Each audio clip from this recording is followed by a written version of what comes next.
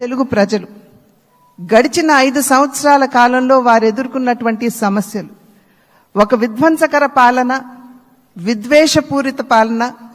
కక్షపూరితమైనటువంటి పాలన ఎదుర్కొన్నటువంటి సందర్భంలో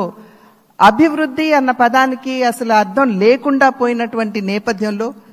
సంక్షేమం, నిజమైనటువంటి సంక్షేమం అన్నది ప్రజలు దూరమైనటువంటి సందర్భంలో విసిగి వేసారిపోయినటువంటి ప్రజలందరూ కూడా మనం ఊహించలేదు. ఇంతటి ఘనమైన విజయం మనం సాధించగలమని చెప్పి మనం ఊహించలేదు. ఖచ్చితంగా అధికారంలోకి వస్తాము అనేటువంటి భావన ప్రతి ఒక్కరిలో ఉన్నప్పటికీ,